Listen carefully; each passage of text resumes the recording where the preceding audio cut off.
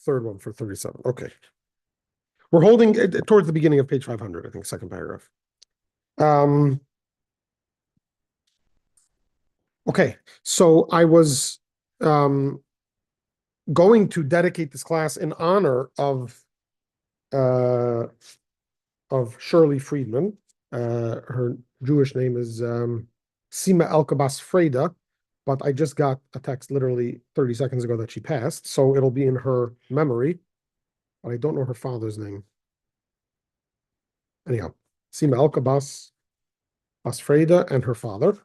It should be for an elevation for her neshama. Okay, where are we holding here? So we're in the middle of discussing how when a person does a mitzvah,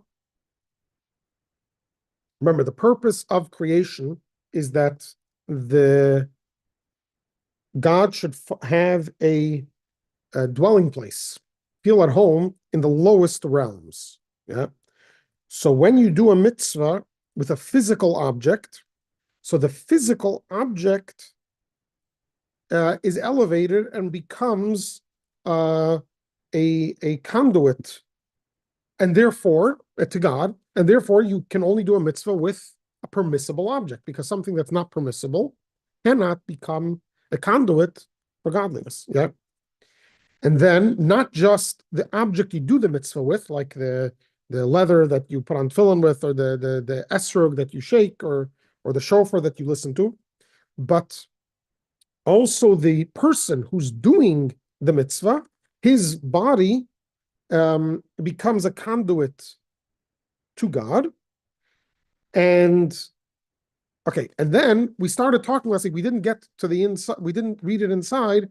Then what about mitzvahs that don't demand an action, like the mitzvah of studying Torah, where you're speaking the words of Torah, right?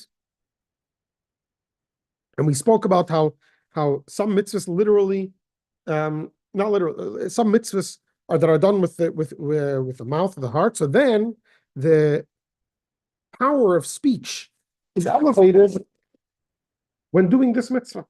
Yeah. Okay, so let's look at it inside here on page 500. Let's start on the last paragraph of 499. Similarly, the power of the vitalizing animal soul, clothed in the bodily limbs of a person who performs a mitzvah, likewise clothes itself in the deed of the mitzvah, in other words, not just in the physical object, but in the deed, in other words, in my hands or feet that are doing the mitzvah. Thereby, it ascends from the klipa to be absorbed into the holiness of the mitzvah, which is his will and is nullified within the blessed Ein Sof light. And even in the case such mitzvah as Torah study, citing the Shema, prayer, and the like. So the animal soul's power is elevated to holiness. Although they do not involve actual physical action, which is under the dominion of no. Yeah? Yet it is an accepted principle that thought is not a substitute for speech.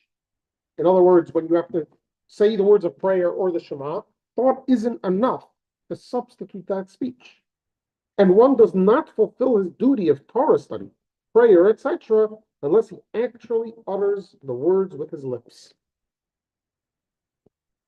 Remember, last week we mentioned there's the biblical mitzvah of Torah study, there's the rabbinic mitzvah of Torah study. Even within the biblical, it could be there's two elements. There's one mitzvah of knowing the whole Torah, so that you know how to live a Jewish life. For that mitzvah, you don't need to utter the words in order to fulfill the mitzvah. As long as you know what to do, you've done the mitzvah, right? Of studying Torah, of knowing Torah. But the mitzvah to study Torah, like it says in the Shema, that you should teach them to your children, that can only be done with words. You can't substitute that with. It is also accepted that moving his lips constitutes action. And such action stems from the vitality of the kipas noga that is nourished by the animal soul as does the actual body action spoken of. The Alter Rebbe is explaining here that you may think, remember, the whole purpose of the mitzvah is to elevate the klipa, to elevate the negativity. Right, the klipa is my body. My thoughts aren't klipa. Maybe my words aren't either klipa. Why should that be klipa? So the Alter Rebbe says, no. In a certain sense, words are still actionable. You can say words that are very hurtful or that are very not nice or very not good, objectively, right? So words themselves can also be under the dominion of klipa. So when you use your words to speak words of Torah, now you've elevated your power of speech, which was under the dominion of klipa, and you've elevated to godliness. For the divine soul cannot express itself with the physical lips, mouth, tongue, or teeth, which are the instruments of speech, except by way of the vitalizing animal soul actually clothed in the organs of the body. Yeah, if a person's yesterday we made this comment during class also, it can get very confusing when you speak about soul and body. A lot of times we conflate or we put together the animal soul and the body. So we think when God puts the soul into the person, that's what makes him alive. But when we're talking about God placing a soul into the person, we're talking about the godly soul. That's not what makes the person alive. It's the animal soul.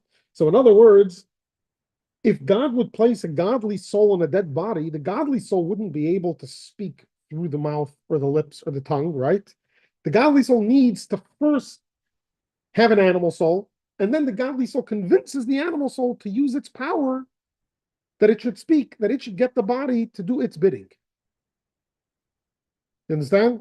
So it's almost like if you have a company, even if you own the company, but in order to get something done in the company, you need a specialist, a welder, you need a truck driver, okay? One day the truck driver decides he's going on strike. You don't have a license to drive a truck. You're not going to be able to get your goods from point A to point B. If the animal soul goes on strike and doesn't listen to the godly soul can want to daven from today till tomorrow. But if the animal soul goes on strike, or what's more likely to happen if God takes the animal soul out of commission, for example, someone loses the power to speak. Someone loses the power to see. God forbid someone loses their arms. They can't put on tefillin. That's the soul wants to put on tefillin, but God took away that ability from the person, right? So here, without the animal soul, the godly soul can't do anything. Without the animal soul animating his power of speech, someone who's mute, who can't speak, the animal soul could want to, the godly soul could want to speak from today to tomorrow, it won't work. So now, if the person's animal soul does work, and his godly soul gets the animal soul to speak words of Torah, so now you've elevated the animal soul out of the domain of klipa, at least for those moments, at least for that time. Yeah. So that's what he's explaining here. He says, for the divine soul cannot express itself with the physical lips, mouth, tongue, or teeth, which are the instruments of speech, except by way of the vitalizing animal soul, actually clothed in the organs of the body. Hence, the more forcefully one speaks words of Torah or prayer, the more of the animal soul's energy he introduces and clothes in these words. Thereby, he converts more of the energy of the klipa to holiness. This is, I was going to say, a very interesting phenomenon amongst Jews. Now, I'm not saying non-Jews don't do this, and I'm not saying all Jews do this, and I'm not saying all Jews do it all the time, or non-Jews never do it. But you'll notice if you walk into a yeshiva, you'll even see me sometimes swaying and teaching. You'll walk into a shul and people are praying, and they're, in Yiddish we say shuckling. Yeah. They're shuckling, right? Why? We all have ADD.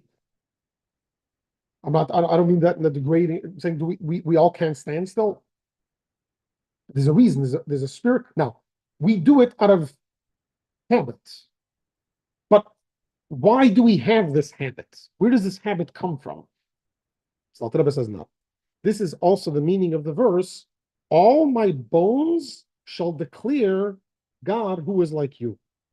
Which means that the words of Torah and prayer must be said with all of one's bones, so that as much as possible of the body's energy be utilized in performing the mitzvot.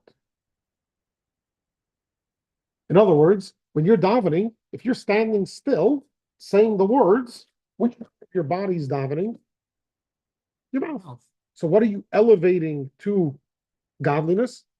Your power of speech, your mouth. But if you're shuckling, now your whole body is invested in the prayer. Your whole body is being elevated in these moments.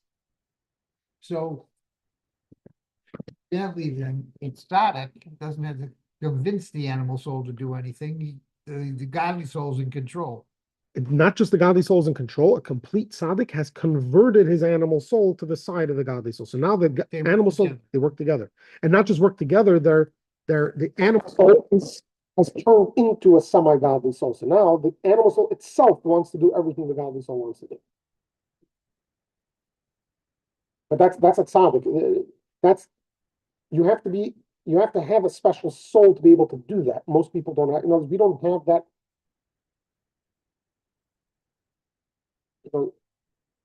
No human being has, well, I shouldn't say no human being, I'm sure there are people that would like to. Most human beings don't have the desire to fly. Sometimes we dream of flying. Yeah, I'm not saying no one wishes they flew. I'm saying no one has the real desire towards flying. Why? It seems like something that would be very useful. Why don't we have the desire to fly? It's not a possibility. It's not a possibility. There isn't even a desire. Most people, when they're kids, dream of becoming multimillionaires. The older you get, it's not even a dream anymore. Well, again, not for everyone. Some people actually believe they can get there, and some people actually do get there. But for most people, it's not. The dream is they should be able to live comfortably for the rest of their lives. They do whatever they could to get there. It's not anymore a dream of acquiring this. Wrong. Because once you've realized this is my journey, this is where I can get to, then that becomes the top of the line. How many adults say they would like to become president one day? Very few. Almost every kid will tell you they want to be president one day. Every kid will tell you they want to be an astronaut.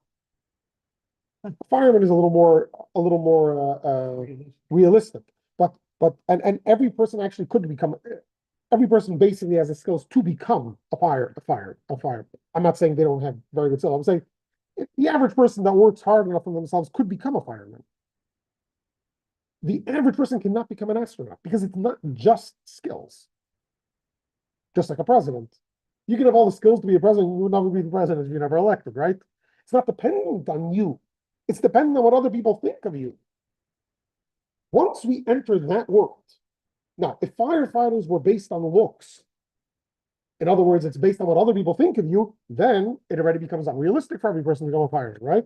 But if as long as it's based on what you achieve and you accomplish, and let's say, imagine, any person that actually earned to be the president actually became the president, it would be something many more adults would want to do, right? Once we realize becoming a tzaddik isn't something we're capable of. In other words, most people are working towards the day, my present company included, are working towards the day that they won't have to struggle. And I'm not talking about struggle to make a living, if that included, but struggle to do what we think is right. The day we understand that day will never come, that we won't struggle, we pray for Mashiach every day, but that's not something we can necessarily control.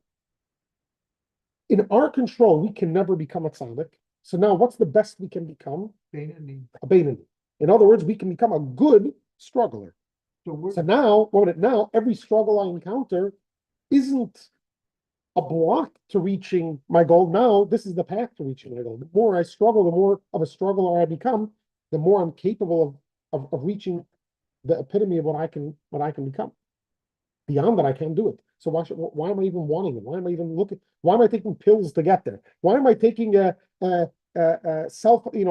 short-term suggestions to try to get? I'm never going to get. So let me figure out how to deal with the struggle, and then I'll become better at it. And then it won't bother me as much, maybe, or won't be as difficult for me. Yeah. So is that for the Russia? So a Bainani and a Russia are the same DNA, the same MRI. You took an MRI of the soul of the Bainani and the soul of the Russia, it's the same, right? The Bainani is just someone who took the soul and decided to make the right choices, whereas the Russia doesn't make the right choices. But technically, it's the same soul. The tzaddik is a different soul, it's a different DNA, different, it looks different. God decides who's going to be a tzaddik. To a certain degree, yes. However, the tzaddik does have free choice. We know there have been tzaddikim that have messed up at the end of their lives, and I'm assuming there are people that are born with the potential to be tzaddikim and don't actualize that potential. It is possible. So God doesn't decide. In other words, when the tzaddik becomes a tzaddik, it's not because God did it for him. But again, when the person that does become the astronaut, out of a class of 100 that all wanted to be astronauts, one becomes the astronaut, yeah? Did that person not earn it? No. Of course they did. Yeah. Does that mean that they're better than the other 99? Not necessarily. I'm sure some failed because they weren't good enough, but I'm sure there's more than just a few astronauts that went that actually deserved it. So the tzaddik is not better than us in the sense that they did something more than us. They were given more to do. Right? We weren't given the option of becoming a tzaddik. So yes, did we reach the level of tzaddik? No. Did the tzaddik reach the level of tzaddik? Yes. That's because God gave him the opportunity to become a tzaddik. But he had to become a tzaddik just like you have to become a Beinani. Tzaddik also has to serve God, also has to work. The work looks different than our work. And we will never understand what the work of a tzaddik is, just like it's hard for the average American to understand how a billionaire works hard. We can relate to that because sure, maybe they may put in 23 hours a day of work, but they're not worrying about the bottom line. They're not worrying about the roof over their head when they come home. So are they really working hard like we are? It's two different worlds. You can't compare it. The billionaire will laugh at you and say, you don't know what work is. You'll laugh at the billionaire, you say, you don't know what work is, and you're both right. Because it's not the same type of work. So the tzaddik has to work to become a tzaddik, but it doesn't look like the work we have to do because the tzaddik has a soul that's able to subdue the animal soul to the point where there's no fight. We don't have that ability. Make sense? Yeah. We might get Correct. Be a tzaddik. Exactly. But it could be you do have a soul inside. You won't know You until don't know try. that. You won't know until you try. So therefore, if you become a tzaddik, you just assume that God gave you that ability. That's what happens. It's hard enough. It's being a Beinani, God may decide to give him the spirit of the neshama of a tzaddik also. So it could be that you could end up being a tzaddik one day. It won't be because you worked as a Beinani and earned. You did earn because God gives it to you as a gift, but it's a gift that you earned. But you didn't. It's a cause. It was brought about by God. It's not something that you sort of developed into a tzaddik. You didn't take the soul of a Beinani and develop it into a tzaddik. That's impossible. A gift. Family. Right. We're the gift.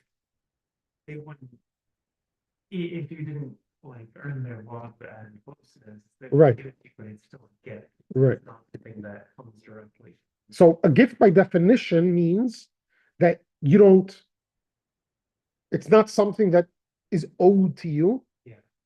But at the same time, you don't give a gift to someone who doesn't deserve it. So they deserved it, but at the same time, it may be infinitely more valuable than what they deserved. Right? But they still did something to deserve it. You don't give a gift unless the person deserved it. The Talmud says that that's a rule. So God can change your soul over your life. It's not like you're born a tzaddik. It's whenever God decides to make your soul capable of becoming a tzaddik. For 99.999% of people, you're born either with the soul of a tzaddik, with the potential to become a tzaddik, or with the soul of a Beinani, and you're going to struggle for the rest of your life. And by the way, if you struggle for the rest of your life and God doesn't reward you with a neshama of a tzaddik, that doesn't mean that you didn't fulfill your mission in life more than the tzaddik may be doing. God created the struggler because he wants the struggler. So who are we to come and say, yeah, I'd rather, yeah, God needs a truck driver. You're a good truck driver. But you decide one day, you know what? I think I can contribute more to the company if I became a CEO, if I became an executive. And then the CEO says, Jay, I think you'd be better as a truck driver. You say, no, I think I'd be better as an executive. So in your company, you may be right. With God, chances of you being right are slim. So God decides you should be a struggler. You shouldn't want to not be a struggler. That's the key. One day God may make you a non-struggler by gifting you the neshama of a tzaddik, but that shouldn't be something you want. You want to do what God wants you to do. God wants you to be a struggler. You should want to struggle. Every time I say you, I mean I. It's just easier to talk to you. No, because I need to hear this myself too. I'm in the same boat as everyone else. More than you know. Okay. This is why our sages have said, if the Torah abides in all 248 limbs, in other words, if you express the Torah in all of your limbs, even by speaking it, it is preserved in your memory. Otherwise, it is not preserved. So if you just, that's why, remember, Brurier, or Mayor's wife, told the scholar who was studying with his eyes wasn't that you're going to forget all your Torah if you don't verbalize it.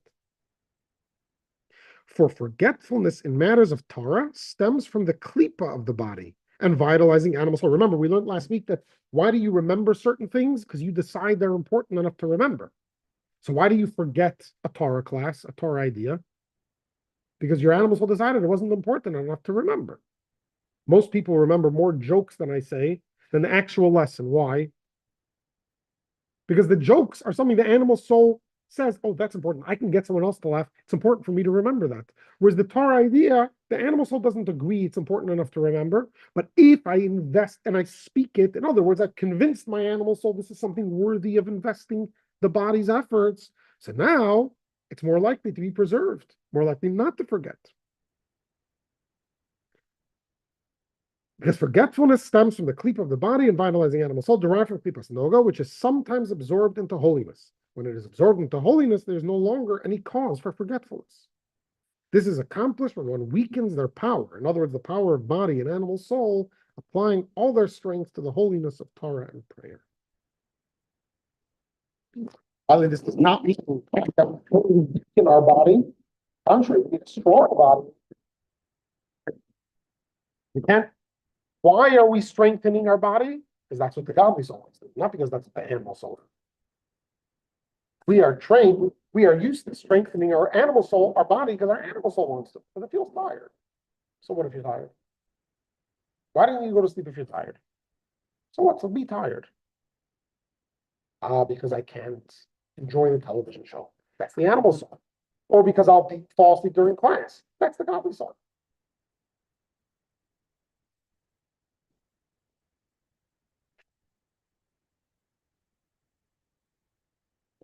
A very interesting story about forgetting Torah.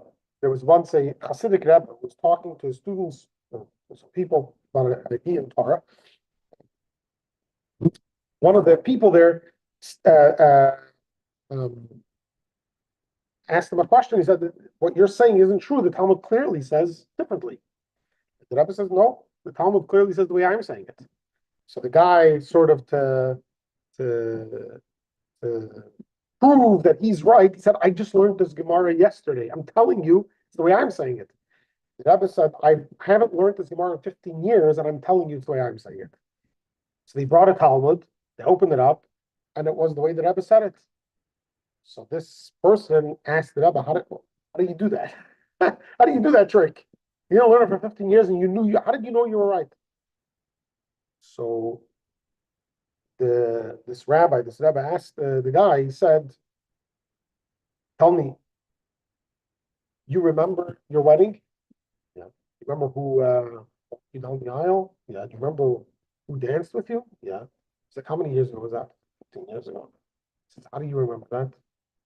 It's my wedding. So I said, when I learn a piece of Talmud, it's my wedding. I remember it. Doesn't matter if it's 15 years past. If the animal soul is invested in what you're studying, the animal soul will remember it. Most people, no. Again, there are people that have their animal soul doesn't have a good memory. In other words, God didn't gift them with a good memory. That's something different. Okay, that it's not. But someone that remembers things that are important, and here suddenly when it comes to Torah doesn't remember anything, it's not because they have a bad memory. It's because it's not important. If it's your wedding, you're going to remember that. Okay. The last thing that we're going to talk about as far as needed food that we eat. We spoke about the things that we do. Our body, our even our power of speech. The last thing Alter Rebbe is going to discuss here is going to be the food that we eat. Because the food that we eat seems to be on a lower level than our body. Our body can do mitzvahs. Our body can study Torah. What could food do to be elevated to godliness? How can food, so if we're looking to bring God to be at home in the lowest places, so what's lower than us? Food that we eat. In other words, the trees, the plantings, the animals, the water, the rest of the physical world, excluding human beings. Right? We eat let's say we eat everything else. There are many of animals we don't eat, fish and birds we don't eat, and there's many plants we don't eat. But lower than the human is the animal life, vegetation, and inanimate. And all of those things are things we eat, things that give us life. And by the way, it works in a hierarchy a bit, right? What feeds the vegetation, the vegetable life? The water and the earth, inanimate things. What feeds animals? Vegetation and water and the inanimate. And what feeds human? The animal, vegetation, and inanimate. In other words, according to Kabbalah, there's a hierarchy, and it's not that sort of we're more powerful, therefore we can take advantage of the lower levels. Yeah? But that God is trying to accomplish that the lowest should be elevated to the highest. How do you get a cup of water to become godly? Well, when it's consumed in a plant, and that plant is consumed by an animal, which is then eaten by a person, now the person is elevated, and the person has done it, as we'll soon see, for God. Now the person has elevated the animal, the plant, and the inanimate to holiness. So, unlike people, and I don't blame them, because the way you look at the world, why should you kill an animal to eat it? Right? But from a mystical perspective, not killing the animal to eat it, assuming you're going to kill it in the humane way, a kosher way, and eat it and not just waste it, not killing the animal is depriving the animal of his or her ultimate in life, which is to be consumed into godliness. Just like a person, the ultimate of the body is to be buried again after they finish their purpose. This is what Jews craved for all their life, prayed for all their life, because not everyone was granted this a privilege of being buried like a normal human being in a Jewish cemetery, unfortunately, right? So when it comes to food, which is lower than us, we're trying to elevate everything. So now, when we do a mitzvah with the energy of the food that we ate, so you had your morning coffee, and then you come and sit and study if you have a class. So now, retroactively, that cup of coffee now became part of your Torah study. It would be better if you drank the cup of coffee for this purpose. Right. That would be even better. But even if you didn't, how much more so if you did? Now, not only is drinking the cup of coffee elevated, but preparing the cup of coffee is elevated. Not just that, buying the coffee is elevated, because why are you buying the coffee? In order to drink it, to have energy for the class. And now not just buying it is elevated, the work you do Sunday through Friday to earn the money to buy the coffee to have energy for the class, all of that in turn, it's a domino effect. So it turns out that if you can elevate the food that you eat, you're elevating the sleep. So when you're sleeping, if you're sleeping to have energy the next day to do mitzvahs and study Torah and to work in order to make the money to give charity or to buy the coffee, to eat the challah, to have the energy to daven and to your whole life becomes focused on the divine. And now your whole life becomes elevated to the divine, and you're doing the same thing you did yesterday when you had no idea about this. The Torah doesn't say study Torah and stop working. On the contrary, the Torah says work 6 days a week. In America, we work 5 days a week. In Torah says work 6 days a week. And your working 6 days a week will be more divine than working 5 days a week that you did yesterday. Because now you're working for a divine purpose. And because it's for a divine purpose, you've revealed God in this purpose, in what you're doing. Because when someone stops you at work and says, hey, why are you at work today? And you say, what do you mean? There's a mitzvah to work so I can support my family, support the community, so I can. You've just brought God into your workspace in a revealed way. And even if you don't say it, you've brought him there in a concealed way. Even though he was there already before, but you've sort of uncovered him, at least for yourself. And then if you mention him to others, you've uncovered him now to others as well. God becomes more revealed in the world. And it's not by studying Torah during mitzvahs, it's by working, eating, and sleeping for the purpose of studying Torah. But it's during your work, eating and sleeping, you've already reached that level, so to speak. Okay, so let's continue here. An additional virtue in mitzvahs involving action, aside from their function in elevating one's animal soul mentioned above, is the vitalizing soul's energy clothed in the utterance of letters of one's speech in Torah study, prayer, or the like. The energy clothed in the performance of mitzvot involving action, where did you get all that energy to speak and to study and to do? Derives its entire growth and vitality from the blood, which is of Klipat Noga itself. We said in chapter 1 that the animal soul is clothed within the blood that makes the person live, that gives the person life. Meaning, all the food and drink that one has eaten and drunk, and which have become blood, these were under the dominion of Klipas Noga. Right? All food is Klipas Noga, except for non-kosher food, which obviously the person didn't eat. So we're talking about all kosher food, all kosher food is under the dominion of Klipas Noga, and drew their vitality from it. Now, when you ate the food and you made a blessing because you had in mind, because you realized, I'm eating not for myself, but because God wants me to accomplish something. So now that the person performs a mitzvah with the energy derived from this food and drink, this klipa is transformed from evil to good and is absorbed into holiness by means of the energy of the animal soul that grows from it. In other words, the energy nourished by those objects that derive their vitality from the klipa, which is now clothed itself in these letters of Torah and prayer, or in the performance of this mitzvah, which actually constitute the unveiled expression of the inner aspect of God's will. Remember, the inner aspect of God's will is to reveal godliness in this world. Now you're actually unveiling that inner will, because you're bringing God into the food you're eating.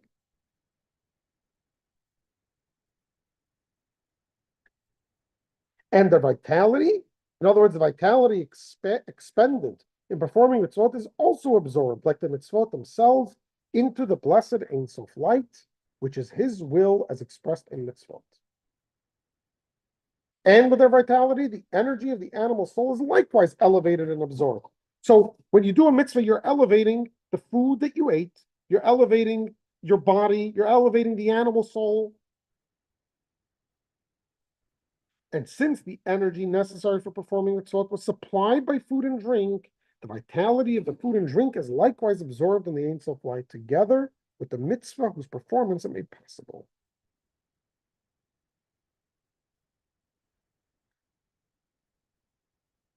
So it's an amazing thing, right?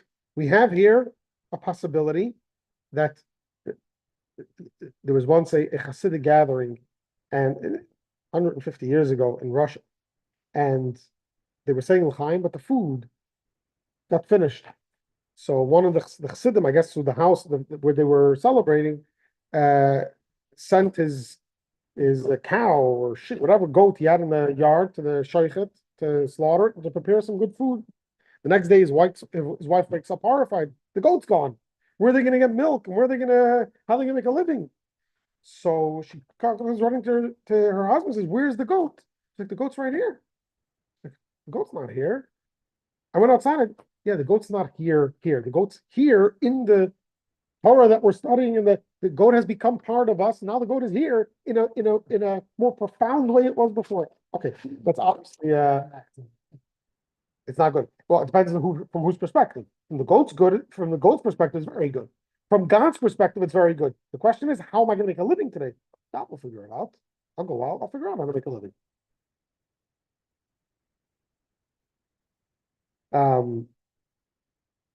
Now, when will all of this be realized? When will you look out and see this when Moshiach comes? That's when you'll see it. But today you can get glimpses of it, like we spoke last week. Today it's cloudy outside. There's no sun. There's a sun. We just don't see it. When Mashiach comes, it won't even be cloudy. It'll never be cloudy. I don't know physically, but it'll never, God's light will never be concealed. But today, even when it is cloudy, even when God's light is concealed, we can get glimpses of the sun. You know when you get glimpses of the sun? There are three ways you can get a glimpse of the sun when it's cloudy. One is if there's a break in the clouds. In other words, one is when you see a physical world that blocks God's light. If you make a break in that physical world by taking a physical object and using it for a mitzvah, you've sort of broken through the clouds, and a little ray of God's light comes through. That's one way of seeing God's light. Another way of seeing God's light when it's cloudy outside, when it's dark outside, is to take an airplane, go above the clouds. Yom Kippur, we do that. We don't eat, we go into shul, we surround ourselves with prayer and strip ourselves of the physicality, sitting around the Seder table with family. There are moments where we can sort of rise above. We have no external blockings. We're sort of going above the clouds and we can experience God's light, even though outside in the world, it's still dark. And then there is in your head, you can. Mashiach is to get rid of the clouds. There should be no clouds. How do you get rid of the clouds? By making as many breaks in the clouds as possible. By taking as many clouds as we can, as many physical objects that we can, as much of our material life that we can, and channeling it to the divine, so that instead of being a cloud that blocks the light of God, it'll be a cloud that's transparent and God's light can shine through it.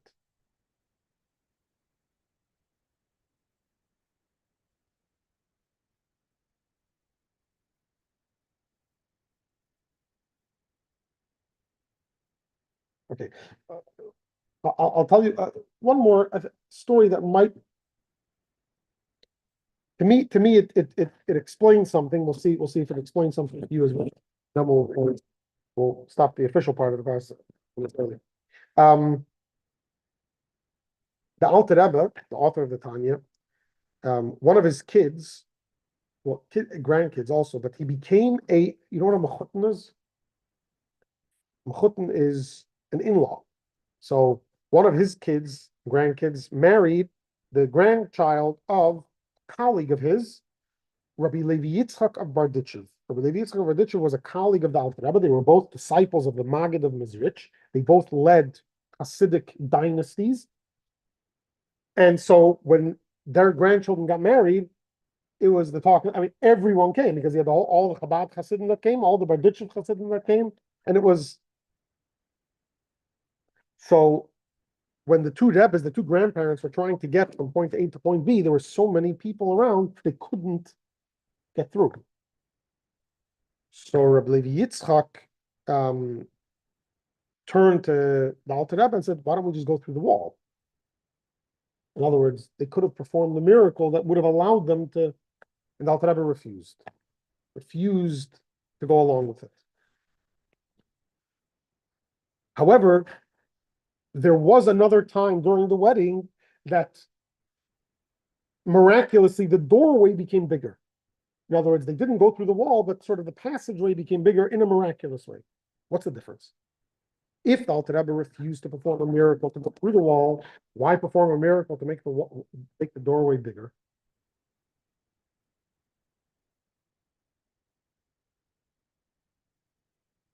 Going through the wall is, I think, if going through the wall is sort of taking the approach that let's get rid of the physical. God put a physical object in front of us, a physical obstacle. Let's just dismiss it and get rid of it. But that's not why God created the physical world. God didn't create a physical world to dismiss it. God created the physical world to diminish its physicality. So to make right, because when you look at the door, it looks too small to get through. So God wants us to make it a little bigger. look at a physical object. How can this coffee cup be connected to God? Open your eyes a little bigger. You'll see there are ways. Drink it in order to study Torah. You're connecting the coffee cup to Torah. Yeah.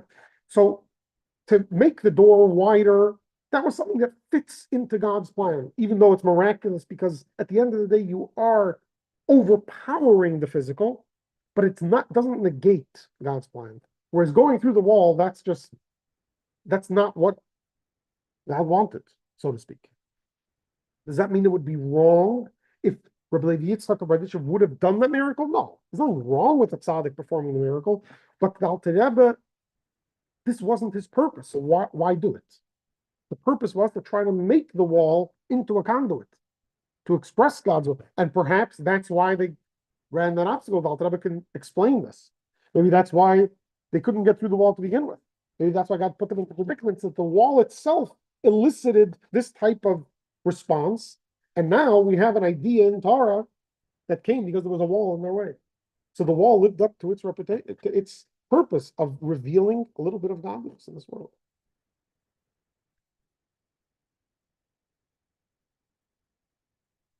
Okay, I'm going to